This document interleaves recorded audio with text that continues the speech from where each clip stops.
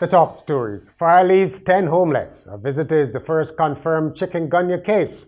And basketball's Premier League goes to the wire. Welcome to Nation News for Wednesday, June the 4th, 2014.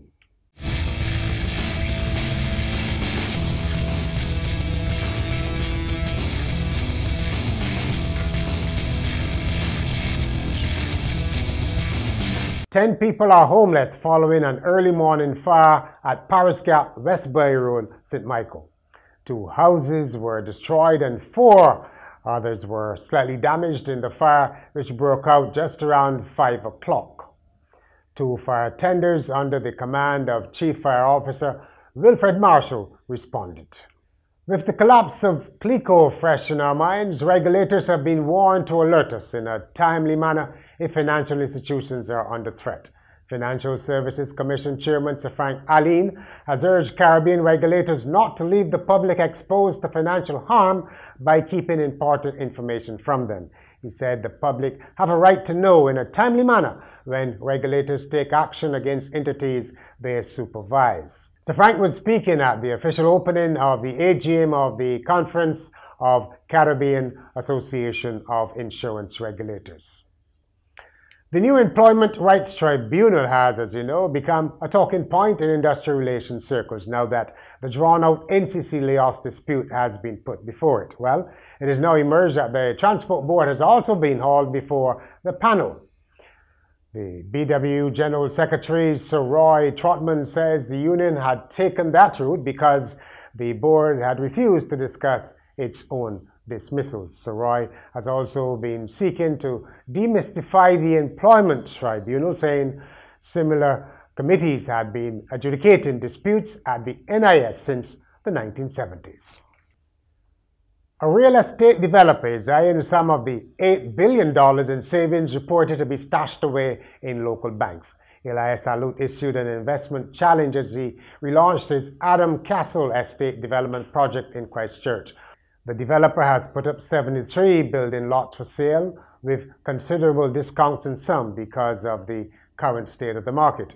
He is satisfied there is money in the country based on those savings reports. Mr. Halut said he was confident Barbados will come out of its current slump as long as people demonstrate patriotism and thrift. Barbados has recorded its first confirmed case of the mosquito-borne Chikungunya virus.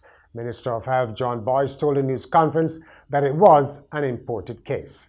The male victim arrived in Barbados on May the 2nd and has since returned to his home country, which was not identified. The virus has been reported in neighboring countries. The latest wanted bulletin issued by the police concerns a 32-year-old man they say is armed and extremely dangerous and should not be approached. Police say Naimbengi Green, known as Kiki of Dunlow Lane, St. Michael, is about 5 foot 6 inches tall, of slim build and of brown complexion. He's wanted in connection with a serious matter, officers say. Green is advised that he can present himself to the police accompanied by an attorney at law or a family member. Anyone knowing his whereabouts is asked to contact the police emergency number 211, the nearest police station, or Crime Stoppers at 1-800-TIPS or 1-800-8477. The underwater tour by Atlantis submarines is a treat and a really nice way to celebrate World Environment Day for 48 guests who watched in awe as endangered and invasive species, schools of inquisitive juvenile fish, and stressed corals passed within meters of their faces. The tour was put on by Atlantis and the Coastal Zone Management Unit.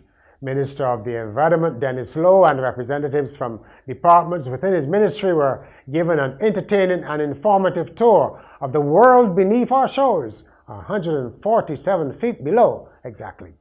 The tour gave participants the opportunity to see the state of some West Coast reefs. And a reminder that World Environment Day is on Thursday, a great chance to do something for your environment. In sport, is on to Game 5. Pinelands rallied to force a 5th game decider in Tuesday night's 65-62 thriller over Lumber Company LSC in the Cooperatives General Insurance Premier League Basketball Finals. trailing 60-49 with 4 minutes 22 seconds to play at the Wildy Gym. Jeremy Gill ignited a stunning comeback with a couple of steals that he converted into layups before Charles Vanderpool followed up his own miss to put the Pine ahead 64-62. LSC's Keith Burkitt then turned over the ball while looking for Adrian Allman in the corner on the very next play as the defending champions wasted another opportunity to close out the series. Gill and Hallie Franklin both scored 15 points for Pinelands, while Vanderpool added 13 points and 4 blocks. Burkitt led LSC with 16 points and Allman scored 12. Game 5 is set for Saturday night at the Barbados Community College. And finally, a Russian court has ruled that a teenage boy who is accused of theft can be treated as an adult based on the size of his genitals. The teen, who claims to be 13, denies a charge of stealing a cell phone back in March. Thomas, as he's called, came to Moscow to live with his aunt from Ukraine, from where documentation reportedly indicates that he was 12 at the time of his arrest. But there was apparently some dispute about his age, so a medical examination of his teeth and genitals was conducted by prison doctors who decided that he was 16 or 17. Size matters. And that's Nation News this Wednesday. You can get your news, your time, your way on our website, nationnews.com, on our YouTube channel, on Facebook and Twitter.